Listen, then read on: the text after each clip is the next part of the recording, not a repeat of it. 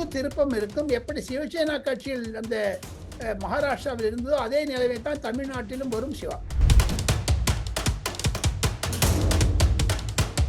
அந்த 23 எம்பிக்களும் இனி காங்கிரஸ் பக்கம் உட்காரக்கூடாது என்று கனிமொழி கடிதம் எழுதியிருப்பதனால் அது ஒரு பிரச்சனையாகத்தான் மாறும். காங்கிரஸிற்குள் 3 குரூப்புகள் இருப்பதனால் அரசாங்கம் கவிழாது. ஆனால் கர்நாடகா மாதிரி தத்தளித்து கொண்டு இருக்கும் என்று நினைக்கிறேன் சிவா.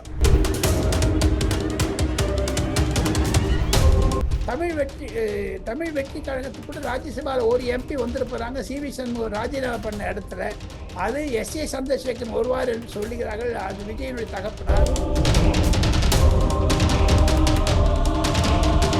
கண்டிப்பாக திருமாவளவனுடைய விடுதலை சிறுத்தை கட்சியாகத்தான் இருக்கும். காரணம் சென்ற மாதிரி பணம் வாங்கினாங்க, பதவி இல்லை. இப்ப பதவி கிடைக்கும், பணம் பண்ணுவாங்க, வேற ஒண்ணும் கிடையாது. அரசியல் செய்கிறார். இனி வரக்கூடிய நாட்களில் விஜயம் அரசியல் செய்ய ஆரம்பிப்பார். மு.க. ஸ்டாலின் உசுப்பி விடுகிறார் என்பதுதான் என்னுடைய கருத்து.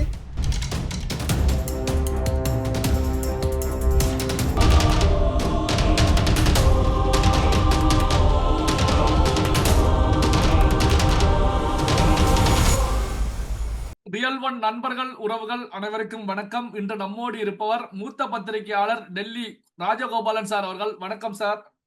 நமஸ்காரம். நமஸ்காரம் சிவா. சட்டமன்றத்தை பொறுத்த வரைக்கும் உதயநிதி ஸ்டாலின் அவர்களுக்கும் முதல்வர் விஜய் அவர்களுக்கும் இடையில ஒரு காரசாரமான ஒரு பதிலடி நடந்ததா நீங்க பார்த்திருப்பீங்க. இந்த சட்டமன்ற விவாதம் எப்படி சார் பாக்குறீங்க?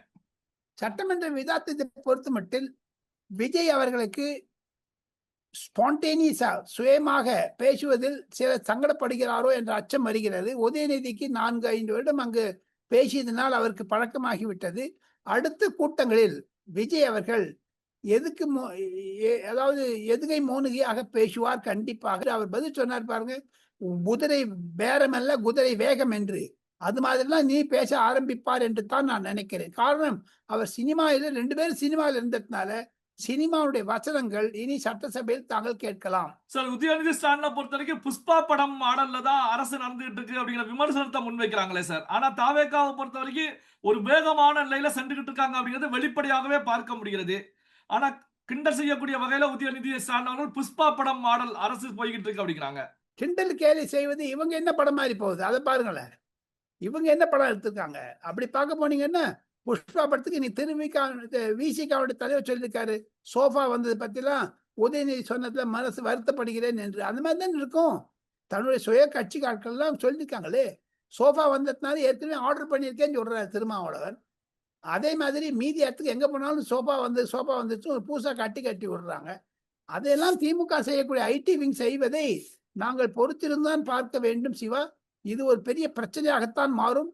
வருங்காலத்தில் திமுகவிற்கும் தமிழ் வெற்றி கழகத்திற்கும் சண்டை இருந்தாலும் எடப்பாடி பழனிசாமி சுற்றுப்பயணம் செய்வாரே ஆனால் அது ஒரு மாபெரும் திருப்பமாகத்தான் அமையும் என்று நான் நினைக்கிறேன் சிவா. சார், இப்ப திருமாவளவன் அவர்களை பொறுத்த வரைக்கும் இப்போ கூட்டணி தாவேகாவுக்கு மெஜாரிட்டி கிடைக்காத ஒரு சூழ்நிலையில நான் முதலமைச்சர் ஆகுவதற்கு முயற்சி பண்ணல, ஆனால் என்னுடைய நண்பர்கள் முயற்சி பண்ணியிருக்கலாம் அப்படிங்கிற கருத்துக்களை முன்வைக்கிறாங்க. இதை எப்படி சார் பாக்குறீங்க? அது போக போக பாத்தீங்கன்னா தெரியும். திருமாவளவன் மீண்டும் ஆட்சியில சேரணும்னு ஆசைப்படுவாரு. திருமாவளவனுக்கு ஒரு பதவி கொடுப்பாரு நிச்சயம். எப்படி பீட்டர் அல்போன்ஸ் ஒரு மைனாரிட்டிஸ் கமிஷன் சேர்மனா இருந்தாரோ அது மாதிரி திருமாவளவனுக்கு பதவி கொடுத்துருவாங்க. எம்எல்ஏ 2 பேருக்கு பதவி கொடுத்துருவாங்க. இந்த தமிழ் வெற்றி கழகத்தில் ஆளுபவர்கள் கண்டிப்பாக திருமாவளவனுடைய விடுதலை சிறுத்தை கட்சியாகத்தான் இருக்கும். காரணம், சென்ற மாதிரி பணம் வாங்கினாங்க, பதவி இல்லை. இப்ப பதவி கிடைக்கும், பணம் பண்ணுவாங்க, வேற ஒண்ணும் கிடையாது. திமுக தலைவர் மு.க. ஸ்டாலின் அவர்களை பொறுத்த வரைக்கும் எங்க கூட இருந்து எங்களுடைய ஓட்டுகளை வாங்கிய கட்சிகள் மூலம் தான் விஜய் அவர்கள் ஒரு ஆட்சியில அமர்ந்திருக்காங்க. ஆனா இப்போ அதிமுகவை உடைக்கக்கூடிய வேலையில ஈடுபட்டு இருக்காங்க அப்படிங்கிற கருத்துக்கள் எல்லாம் முன் வச்சிருக்காரு சார். எப்படி பாக்குறீங்க? அரசியல் செய்கிறார். இனி வரக்கூடிய நாட்களில் விஜயம் அரசியல் செய்ய ஆரம்பிப்பார். மு.க. ஸ்டாலின் உசுப்பி விடுகிறார் என்பதுதான் என்னுடைய கருத்து. அதிமுகவும் ஒரு ஒரு கடினமான நிலையில் இருக்கிறது. காரணம், 22 எம்எல்ஏக்கள் போயிருக்கிறார் சாதாரண காரணம் அல்ல. அதையெல்லாம் மீட்டெடுக்க வேண்டும் என்றால் இனி அடுத்த தேர்தலில் தான் செய்ய ஆக வேண்டும். சார், இப்போ எடப்பாடி பக்கம் 22 எம்எல்ஏக்கள் இருக்காங்க. SP Velumani, CV. சண்முகம் பக்கம் 25 எம்எல்ஏக்கள் இருக்காங்க. இப்போ இந்த 25 எம்எல்ஏக்கள் மீது கட்சி தாவல் தடை சட்டம் பாயுமா சார்? அதுக்கான வாய்ப்புகள் இருக்கிறதா? ஏன்னா மெஜாரிட்டி இங்கதான் சார் இருக்கு. பாயும், கண்டிப்பாக பாயும்.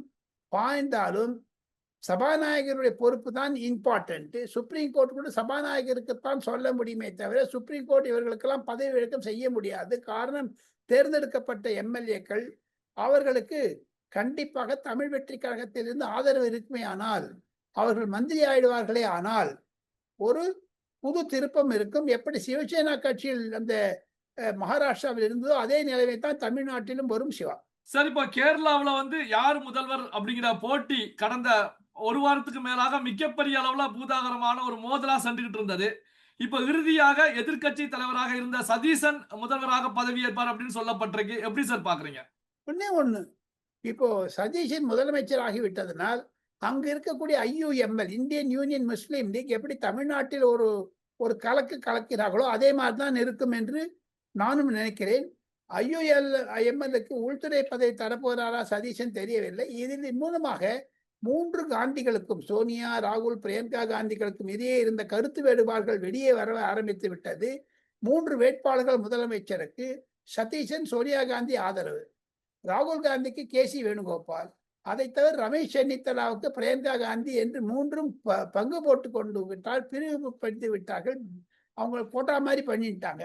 இதனால கேரளா பாலிடிக்ஸ்ல கர்நாடகாவில் இருக்க மாதிரி ஆகுமா அல்லது ராகுல் காந்தியுடைய அதிகாரம் குறையுமா? இதெல்லாம் வெயிட் அண்ட் வாட்ச் தான் இருக்குமே தவிர, கேரளாவில் கூட அதிகாரம் இருந்தாலும் அங்கு நடக்கக்கூடிய ஆட்சி கண்டிப்பாக ஒரு சிறுபான்மையினருக்கு குறிக்கொண்டு பெரும்பான்மையினை விரோதமாக செய்யக்கூடிய ஆட்சியாகத்தான் பார்க்கிறார்கள்.